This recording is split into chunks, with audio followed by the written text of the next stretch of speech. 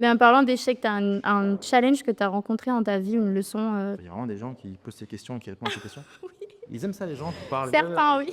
Salut, je m'appelle Arnaud. Et tes réseaux? Labossière.mp4. Alors, tu as parlé pendant ta conférence sur les criquets et je voulais que tu nous expliques un peu, ce que tu sous-entends sur, le mot criquet et qu'est-ce que tu en penses des criquets? En fait, ce que je décris par le cricket, c'est un peu ces hordes de gens qui ont fait tous le même diagnostic, à savoir que gagner de l'argent sur Internet, c'est une idée intéressante, et qui du coup se ruent tous tête baissée en même temps vers la même chose. Parce que ces choses en général sont documentées. Il y a des catégories. Quand on identifie, il y a la catégorie dropshipping, il y a la catégorie je fais un challenge pour vendre un politique, etc. Et du coup, en fait, dans un comportement mimétique, ils vont tous se ruer à faire la même chose le plus rapidement possible. Si c'est crade, ils s'en foutent. Si c'est borderline illégal, ils s'en foutent. Et en fait, du coup, dès qu'un truc est un peu identifié, dès qu'une opportunité est un peu identifiée, en fait, il y a des centaines de milliers de gars qui vont lancer le même truc, se copier-coller les uns les autres, s'entretuer les uns les autres, et in fine détruire le marché. Donc tu es un peu contre le copier-coller? Non, mais je peux contre le copier-coller. C'est en fait, je décris un phénomène qui en fait est relativement normal, quoi. C'est que les mecs sont arrivés à la conclusion que la situation économique, elle est complexe, et que donc faire du bif sur Internet, c'est pas débile. Et juste, après l'humain étant mimétique, ils finissent tous par faire la même chose. Mais on est ni pour ni contre, on s'en fout. C'est juste un fait. Et après, ça nous amène juste à penser notre positionnement et à se dire, ok, est-ce qu'on bosse sur quelque chose qui va se faire cricketiser en 2 secondes? Est-ce que les crickets sont déjà là? Est-ce que les crickets ont vocation à venir? Ou est-ce qu'on est sur une anomalie de marché que nous on a compris, que le reste du monde n'a pas trop compris,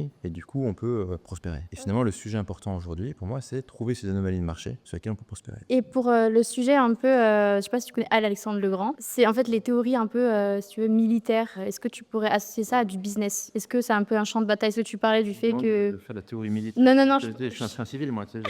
non, je voulais te demander, est-ce que tu associerais, parce qu'il y a beaucoup d'entrepreneurs qui associent ça à un peu, c'est un champ de bataille. Est-ce que toi, tu trouves que c'est un champ de bataille? Et parce que tu parlais du fait que c'est mieux de se mettre dans un environnement où les gens sont plus bas pour pouvoir, enfin, prendre le terrain plutôt qu'aller directement, La question que je me poserais, c'est est-ce que je suis en train de jouer une partie que j'ai une chance de gagner face à la concurrence, au regard du timing? Je suis un peu contre le fait de trop intellectualiser ce qu'on fait. En fait, ça marche, ça marche pas très bien d'intellectualiser. Ça a l'air sympa, t'as l'air intelligente et tout, machin, mais en fait, non, non, c'est boring. mais par contre, il y a quelques questions à se poser. Et il y en a une, c'est est-ce que je joue à une partie que je peux gagner? Parce qu'en fait, ta vie, elle est limitée. Tu as un nombre de parties limité que tu peux jouer. T'as pas envie de faire que ça non plus. Donc en fait, tu veux choisir des batailles. Si tu veux rester dans le vocabulaire militaire, tu dois choisir des batailles que tu penses pouvoir gagner, quoi. Même si elles sont pas glorieuses. Les échecs, ça fait partie des process, quoi. Mais en parlant d'échecs, tu as un challenge que tu as rencontré dans ta vie ou une leçon, que tu as Il y a vraiment des gens qui posent ces questions et qui répondent à ces questions. oui, Ils aiment ça, les gens qui parlent certains, oui. et tout. Je pense qu'en fait, la question de l'échec, elle est mal traitée parce que on package de trucs. Bon, je vais me salir un peu en disant ça, mais soit j'ai réussi, soit j'ai appris. Il y a un peu des phrases à la con comme ça. Et en fait, est-ce que tu as vraiment appris? Si tu t'es foiré, quelle était vraiment la variable avec laquelle tu t'es foiré? Est-ce que vraiment tu le sais? Donc en fait, il y a tout un